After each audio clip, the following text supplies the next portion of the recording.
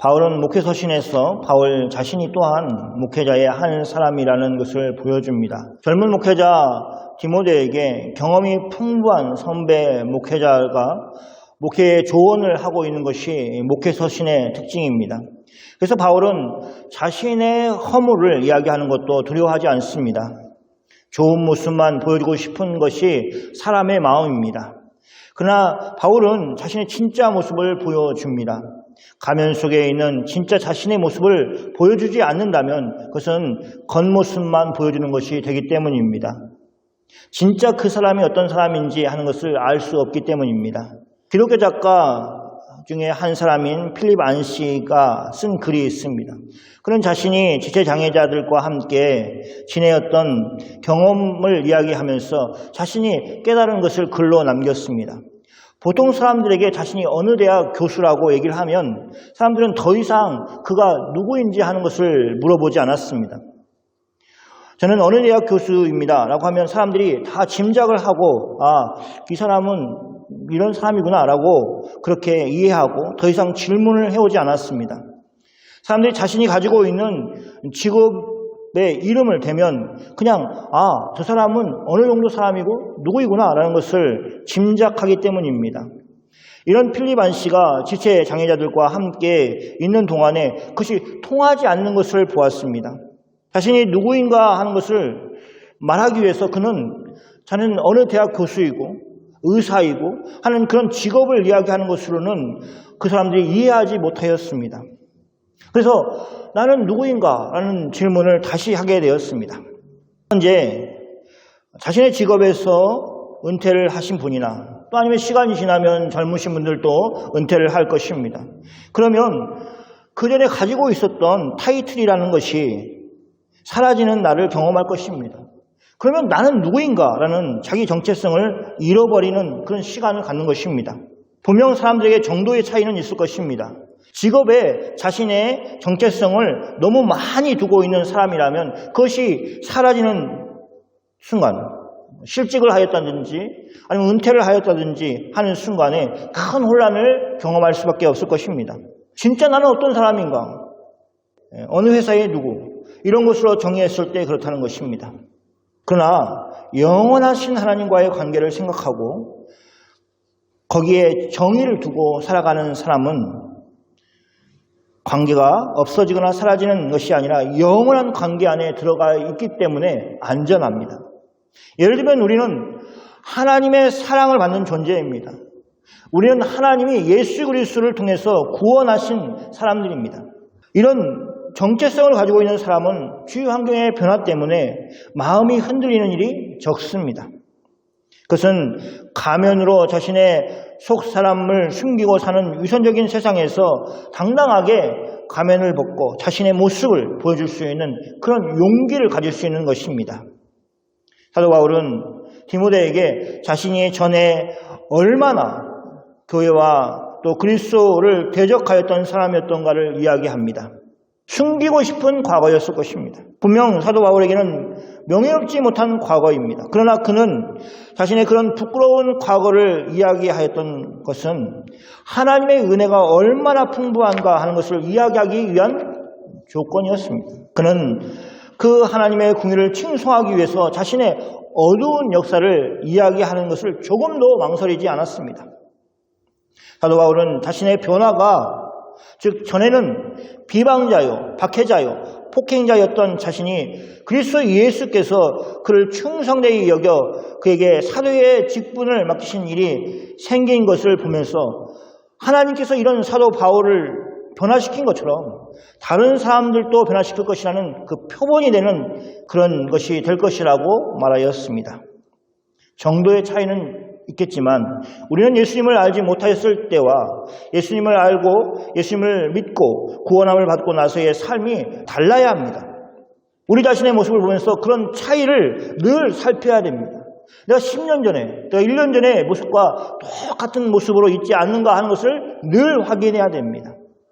예수 그리스도의 형상을 닮아가는 지금 그 길을 내가 잘 걸어가고 있는가를 늘 살펴야 됩니다. 그리고 오늘 또 그런 차이를 만들기 위해서 노력해야 됩니다. 우리의 변화는 다른 것이 아닙니다.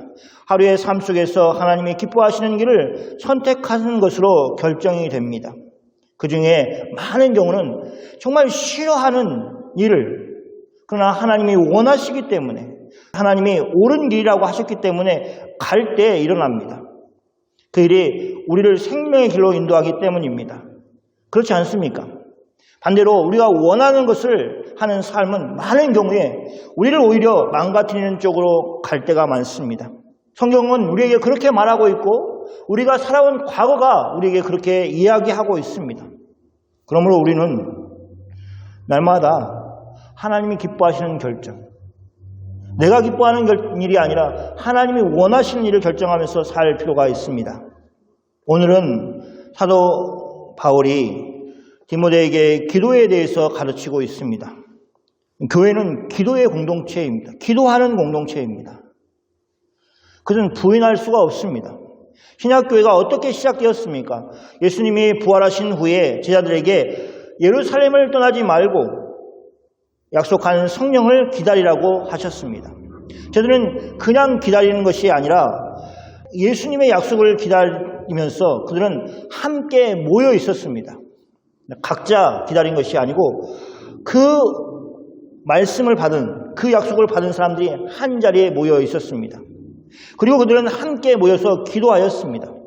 기도는 하나님의 약속을 기다리면서 할 수 있는 가장 이상적인 태도입니다. 약속하신 성령 하나님을 기다리면서 저들이 함께 모여 기도하였다면 우리는 이제 예수 그리스도께서 다시 주신 약속, 다시 오시겠다고 하신 그 약속을 기다리면서 함께 모여 기도하는 공동체를 이루면서 그날을 기다려야 됩니다. 그래서 교회는 기도하는 공동체로 서 있습니다. 예수님이 다시 오실 것을 기다리는 기도 공동체인 것입니다.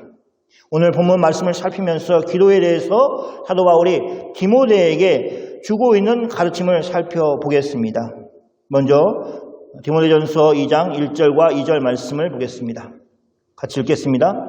그러므로 내가 첫째로 권하노니 모든 사람을 위하여 간구와 기도와 도구와 감사를 하되 임금들과 높은 지위에 있는 모든 사람을 위하여 하라. 이는 우리가 모든 경건과 단정함으로 고요하고 평안한 생활을 하려 함이라. 그러므로 라고 하고 있기 때문에 결론으로서 이 말을 사도 바울이 하고 있는 것입니다. 그럼 어떤 것의 결론으로 말하고 있습니까? 그것은 사도 바울이 디모데에게 지도한 예언에 따라서 그것으로 선한 싸움을 싸우며 믿음과 착한 양심을 가지라고 했던 말과 관련이 있습니다. 사도 바울은 디모데에게 그 일에 대해서 실패한 사람들도 있다고 말하였습니다.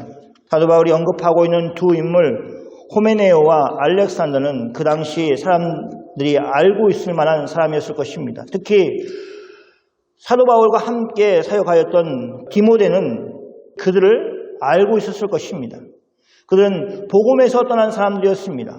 선한 싸움으로 이야기한다면 그들은 그 싸움에서 낙오된 사람들이었습니다. 양심을 버리고 믿음에 관해서는 파산한 사람들이었습니다.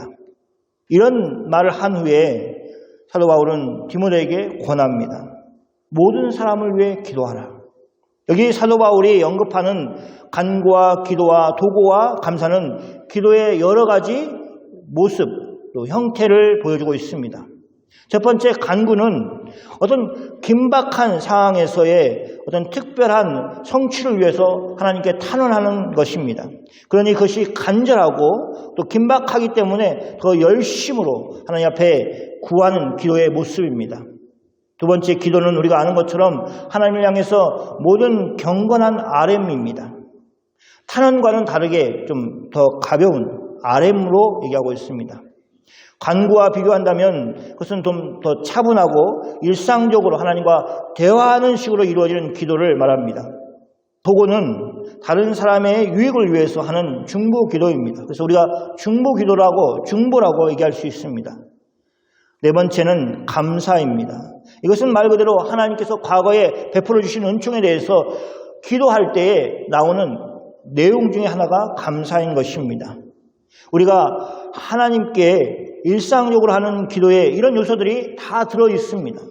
어떤 모습에는 탄원하는 모습이 있고 어떤 때는 하나님께 아뢰는 기도가 있고 또 누구를 위해서 기도해 주는 기도의 내용이 있고 또 하나님이 베풀어 주신 그 은혜에 대해서 감사하는 기도의 내용이 있는 것입니다. 그래서 한마디로 기도하라는 것이죠. 누구를 위해서? 모든 사람들을 위해서 기도하라라는 말입니다. 이런 모든 사람들을 위해서 기도하라고 할 때에 예외가 없음을 말합니다. 그래서 여기 임금들과 높은 주에 있는 사람들이 포함되어 있음을 말하고 있습니다. 이렇게 임금들과 높은 주에 있는 사람들을 위하여 기도할 때 어떤 특정인이나 어떤 특정 그룹에 속한 사람들을 위해서만 기도하는 게 아니라 모든 사람들을 위해서 기도하라고 말하고 있습니다. 예를 들면 뉴질랜드에는 큰 두 정당이 있습니다. 네이버에 속한 사람들은 네이버에 속한 지도자들만을 위해서 기도한다든지 아니면 내셔널은 내셔널에 속한 사람들만 기도하라고 하는 것이 아니라 모든 사람들을 위해서 기도하라고 얘기하고 있는 것입니다. 그렇게 기도해야 되는 이유도 밝히고 있습니다. 그 이유는 지금 이 시대를 살고 있는 우리에게도 동일하게 적용될 것입니다. 그 이유는 사도 바울이 이렇게 말합니다. 이는 우리가 모든 경건과 단정함으로 고요하고 평안한 생활을 하려 함이라. 고요하고 평안한 생활을 누가 주시는 것입니까? 그것은 하나님이 주시는 것입니다. 그런데 하나님은 누구를 통해서 그것을 우리에게 주시느냐 했을 때 그 당시의 표현으로 한다면 임금들과 높은 지위에 있는 모든 사람들을 통해서 그 일을 우리에게 이루신다는 것입니다. 사도 바울은 지금 그 이야기를 하고 있습니다. 우리가 하나님 앞에서 추구해야 될 삶의 모습이 이것입니다. 모든 경건과 단정함으로 고요하고 평안한 생활을 하는 것입니다. 반대로 얘기하면 고요하고 평안한 생활 가운데 모든 경건과 단정함을 가지고 사는 것이 우리 그리스도인들이 추구해야 되는 삶인 것입니다. 그런데 그런 환경을 누가 만들어주냐? 임금들과 높은 지위에 있는 사람들이 하나님을 대신해서 대리통치자로 그렇게 일하는 것입니다. 또 그것은 우리만 누리는 것이 아니라 모든 사람들이 함께 그 안에서 있어야 됨을 이야기하고 있습니다. 우리는 가끔 예수 믿는 사람들이나 아니면 더 좁게는 자기 자신 아니면 좀 넓게는 기독교 국가들이 평안하기를 위해서 기도합니다. 그러나 그 범위가 하나님께서 하나님의 형상으로 지은 모든 사람들에게 연장되고 확장되어야 한다는 것을 우리는 기억해야 됩니다. 안심하고 살 수 있는 그런 환경을 누리지 못할 그런 사람은 아무도 없습니다. 누리도록 우리가 함께 노력해야 됩니다. 아무리 나쁜 사람도 그런 환경 가운데 살 수 있는 권리를 하나님이 주신 것이라는 것을 기억해야 됩니다. 지난 주간에 총기 사건이 있었습니다. 뉴질랜드도 특히 오클랜드는 총기 사고라는 것이 드문 일이 아니게 되었습니다. 우리는 이에 대해서 심각하게 생각해야 됩니다. 시 당국과 경찰 당국과 또 국가 차원에서 지도자들이 이 일에 대해서 심각하게 생각을 해야 됩니다. 유정자들이 힘써야 하는 것, 고요하고 평안한 삶과 반대되는 그런 일에 제동을 걸 수 있는 힘을 가지고 있습니다. 그들은 하나님 앞에서 하나님이 원하시는 사회를 만들어갈 책임을 하나님께서 주셨다는 것, 부여하였다는 것을 기억해야 됩니다. 우리는 그들을 위해서 기도해야 됩니다. 그들이 하나님으로부터 받은 책무를 가볍게 여기지 않고 자신의 자리에서 최선을 다하도록 우리는 기도해야 됩니다. 사도 바울은 이 일이 하나님이 원하시는 일이라는 것을 밝히고 있습니다. 디모데전서 2장 3절과 4절 말씀입니다. 같이 읽겠습니다. 이것이 우리 구주 하나님 앞에 선하고 받으실 만한 것이니 하나님은 모든 사람이 구원을 받으며 진리를 아는 데에 이르기를 원하시느니라. 사도 바울은 임금들과 높은 지위에 있는 모든 사람을 위하여 기도하라고 말합니다. 자신의 말이 구주 하나님 앞에 선하고 받으실 만한 것이라고 밝히고 있습니다. 사도 바울이 이렇게까지 지적하고 있는 것은 그 당시 임금들과 높은 주위에 있는 사람들에 대한 나쁜 평판과 관련이 있을 것입니다. 모든 사람을 위하여 기도하는 것은 하나님께서 우리에게 원하시는 것입니다. 그것은 유정자를 위해서 기도하는 것도 포함됩니다. 그들은 하나님으로부터 큰 힘과 권위를 위임받았습니다. 그 중에는 그것을 바르게 사용하지 못하는 유정자들도 있을 것입니다. 그것은 그들의 악함을 보여주는 것이고 그들은 그것대로 마지막 날에 하나님의 심판을 받을 것입니다. 그러나 우리가 해야 할 일은 그들을 위해서, 그들이 하나님이 위임하신 그 권력을 함부로 사용하지 않도록 하나님이 원하신 대로 사용하도록 중보 기도를 하는 것입니다. 그러므로 바울은 임금들과 높은 지위에 있는 사람들을 포함해서 모든 사람들에 대해서 하나님의 뜻을 이야기합니다. 하나님은 모든 사람이 구원받기를 원하십니다. 또 진리를 아는 데 이르기를 원하십니다. 그 일의 주체가 되시는 분이 하나님이십니다. 사도 바울은 하나님이 사람들이 진리를 아는 데에 이르기를 원한다고 말하고 있습니다.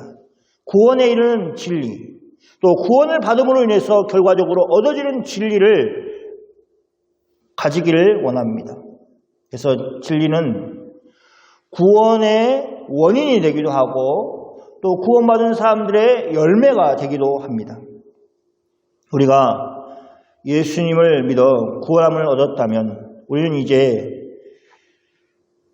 여기 진리를 아는 데에 이르기를 원하시는 하나님의 뜻에 더욱 열중해야 됩니다. 하나님을 배워가는 다양한 방식들을 버리지 말고 그 모든 방식들을 통해서 하나님을 아는 진리를 추구하고 살아가는 것이 신앙생활의 모습입니다. 오늘 본문의 문맥으로 본다면 우리는 그것이 기도가 한 도구라는 것을 알 수 있습니다. 하나님의 뜻인 모든 사람이 구원받게 하는 그 일에 성도는 기꺼이 기도로서 함께 해야 합니다. 그렇게 한 영혼을 위해서 구체적으로 기도를 하고 나면 하나님의 마음을 알고 또 복음의 능력을 알고 복음 안에서 역사하시는 하나님을 경험할 수 있습니다. 이 모든 것을 포함해서 사도 바울은 디모데에게 그 일에 대해서 힘쓰라고 말하고 있습니다. 계속해서 바울은 하나님과 예수님에 대해서 말하고 있습니다. 사도 바울이 군데군데 이렇게 하나님에 대해서 또 예수님에 대해서 밝히고 있는 것은 교회를 가르치는 그 중심에 방법론이 아니라 그 기초의 뿌리가 되는 신앙이 또 아니면 하나님에 대한 지식이 무엇인지를 밝히고 있는 것입니다. 디모데전서 2장 5절과 6절 말씀입니다. 같이 읽겠습니다. 하나님은 한 분이시요 또 하나님과 사람 사이의 중보자도 한 분이시니 곧 사람이신 그리스도 예수라. 그가 모든 사람을 위하여 자기를 대속물로 주셨으니 기약이 이르러 주신 증거니라. 5절에서 하나님은 한 분이라고 얘기하고 있습니다. 하나님 아버지를 가리키고 있습니다. 우리를 구원하신 계획을 하시고 그 일을 이루시는 일에 우리는 은혜를 입은 사람들이고 그 일을 행하신 분은 오직 하나님이십니다. 하나님은 한 분이라고 말한 것은 우리의 구원에 그 누구도 관여하지 않았다는 것을 말하고 있고 오직 한 분 하나님만이 그 일을 하셨음을 말합니다. 하나님과 우리 사이에 중보자도 한 분이십니다. 바로 예수 그리스도이십니다. 바울은 육신을 입고 이 땅에 오신 예수님을 강조하기 위해서 사람이신 그리스도 예수라고 말하고 있습니다. 그리스도는 그 직분을 얘기하죠. 구원자입니다. 그리고 그분이 어떻게 중보자의 일을 하셨는지 하는 것을 밝히고 있습니다. 예수님은 모든 사람들을 위하여 자기를 대속물로 주셨습니다. 여기 대속이라는 표현은 구원을 나타내는 표현 가운데 하나입니다. 신약성경에서 사용하는 이 대속이라는 단어는 노예나 죄수의 값을 대신 내어줌을 말합니다. 값을 예수님은 무엇으로 치르셨습니까? 예수님은 중보자로서 자신의 몸으로 우리를 구원해 주셨습니다. 그래서 죄로부터 우리를 해방시키셨습니다. 우리가 감당해야 할 몸값을 죄인으로서 감당해야 될 몸값, 또 노예로서 감당해야 될 몸값을 예수님이 대신 지불하신 것입니다. 그래서 예수님은 우리를 죄로부터 해방시켜 주신 구주가 되셨습니다. 이 대속의 말씀은 갑자기 나온 것이 아닙니다. 이미 구약 성경에서 예언한 것입니다. 그리고 때가 되어서 예수님이 이 땅에 오셨고 예수님은 공생애를 통해서 자신이 하나님의 뜻대로 대속의 죽음을 맞이할 것이라는 것을 제자들에게 계속해서 가르치셨습니다. 그리고 약속대로 예수님은 우리를 위해서 대속물이 되셨습니다. 십자가에서 이루셨습니다. 우리를 대신해서 우리를 속량해 주신 것입니다. 사도 바울은 이처럼 예수님이 사람들을 위해서 대속물이 되셔서 우리를 구원하셨다는 사실을 전파하는 사람으로 또 사도로 세우심을 입었다고 밝히고 있습니다. 하나님은 사도 바울을 충성되게 여겨서 사도 바울에게 그 직분을 맡기셨습니다. 이렇게 바울은 전파하는 자와 사도로 세우심을 입었을 뿐만 아니라 특별히 믿음과 진리 안에서 사도 바울은 이방인의 스승이 되었습니다. 그것은 바울이 택하여 된 것이 아니라 예수님이 그를 부르셨을 그때에 바로 그때부터 하나님은 바울을 구별하여 그 일을 위해서 세우셨습니다. 그 말씀을 한번 찾아 읽겠습니다. 사도행전 9장 15절 말씀입니다. 같이 읽겠습니다. 주께서 이르시되 가라, 이 사람은 내 이름을 이방인과 임금들과 이스라엘 자들이 전하기 위하여 택한 나의 그릇이라. 예수님은 바울을 자신의 이름을 위하여 전하기 위하여 택한 나의 그릇이라고 말씀하십니다. 아직 안디옥 교회가 생기기 전에 이렇게 예수님이 바울에게 말씀하셨습니다. 아직 이방인들이 본격적으로 예수님을 믿고 구원함을 받기 전에 먼저 예수님은 바울에게 이런 명령을 주신 것입니다. 그는 충분히 자신을 이방인의 스승이라고 말할 수 있었습니다. 그리고 사도 바울의 삶을 보면 이미 그는 교회를 가르치는 스승으로 서 있습니다. 이제 교회에서 가르치는 일을 해야 하는 디모데에게 바른 교훈을 다시 한번 가르침으로 그가 목회할 수 있도록 돕는 스승의 스승, 교회의 스승된 디모데를 가르치는 그런 위치에 바울이 서 있는 것입니다. 앞에서 기도해야 하는 이유에 대해서 우리가 보았다면 이제 사도 바울은 기도하는 방법, 또 기도를 할 때에 가져야 될 태도에 대해서 말하고 있습니다. 디모데전서 2장 8절 말씀입니다. 같이 읽겠습니다. 그러므로 각처에서 남자들이 분노와 다툼이 없이 거룩한 손을 들어 기도하기를 원하노라. 사도 바울은 8절에서 개인적인 기도에 대해서 이야기하는 것이 아니라 공적인 장소에서 기도할 때 남자들이 취해야 될 기도의 자세에 대해서, 태도에 대해서 말하고 있습니다. 그래서 각처에서라고 하는 말은 그것이 예배 가운데 이루어지는 것을 말하는 것입니다. 그때 남자들은 어떻게 기도해야 합니까? 첫째, 분노와 다툼이 없이 기도해야 합니다. 이것은 교회 가운데 분란이 일어나고 다툼과 싸움이 일어났을 때를 생각한다면 더욱 이 말씀이 왜 필요한지를 알 수 있습니다. 교회는 이미 교회를 어지럽게 하는 세력들이 있었고 교회는 그들을 물리치고 교회를 지켜내야 될 위치에 있었습니다. 유대인들 뿐만 아니라 바른 교훈에서 떠난 사람들이 그들에게 이미 존재하였습니다. 교회에서 이런 사람들과 함께 예배를 드리는 것이 쉽지 않을 것입니다. 상한 마음과 분노의 마음과 하는 그런 마음들을 가지고 있었을 것이 분명합니다. 공예배 가운데 소위 정의로운 사람들은 하나님께 더욱 정의를 부르짖고 기도했을 것입니다. 자신들의 정의로움을 봐주시고 정의롭지 못한 사람들을 심판해달라고 하는 식으로 기도를 할 수 있었을 것입니다. 그러나 사도 바울은 그런 분노와 다툼이 없이 기도하라고 말하고 있습니다. 교회가 분열되면 참 신앙생활 하기 어렵습니다. 근데 진짜 어려운 것 중에 하나가 뭐냐면 기도를 하는 것입니다.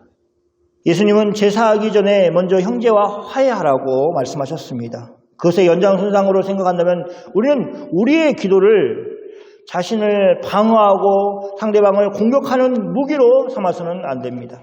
특히 교회 안에서 기도하는 사람이 교회 공동체가 하나님이 구원하신 형제 자매라는 사실을 붙들지 못하고 자신의 분노를 표출하는 도구로 기도를 사용하는 것은 절대로 있어서는 안 되는 것입니다. 이 말씀은 분노와 다툼이 없이 거룩한 손을 들어 기도하라고 그렇게 말씀하고 계십니다. 그래서 이리저리 이 문항에서 빠져나가서 그 말씀과 어긋나지 않게 기도하기 위해서 힘쓰라는 의미로 한 말씀이기보다는 기도하기 전에 이런 요소들을 제거하라는 그런 말씀으로 우리가 받아야 될 것입니다. 예배 가운데 기도해야 하는 남자들이 특히 그들의 삶 가운데 모험을 보여서 그런 분노와 다툼이 자신에게 없어야 하는 것뿐만 아니라 예배를 함께 드리고 있는 가운데 있는 모든 사람들이 그런 상태가 될 수 있도록 힘써야 되는 것입니다. 그래야 진정으로 거룩한 손을 들어 기도하는 것이 될 수 있습니다. 여기에 거룩한 손이라는 것은 다분히 그 사람의 삶을, 즉 삶이 거룩해야만 가능한 것이라는 것을 우리는 기억해야 됩니다. 그래서 여기 분노와 다툼이 없이 거룩한 손을 들어 기도하라는 사도 바울의 가르침을 우리가 꼭 기억해야 됩니다. 오늘 전체적인 말씀은 기도에 대한 것입니다. 먼저 임금들과 높은 지위에 있는 모든 사람들을 위해서 기도하라고 말씀합니다. 그것은 그 사람들을 위해서뿐만 아니라 그 사람들이 관할하고 있는 모든 사람들, 특히 성도들이 모든 견건과 단정함으로 고요하고 평안한 신앙생활을 하기 위함이라는 것을 밝히고 있습니다. 하나님은 모든 사람이 구원받기를 원하십니다. 뿐만 아니라 그들이 하나님을 아는 진리 가운데 이르기를 원하십니다.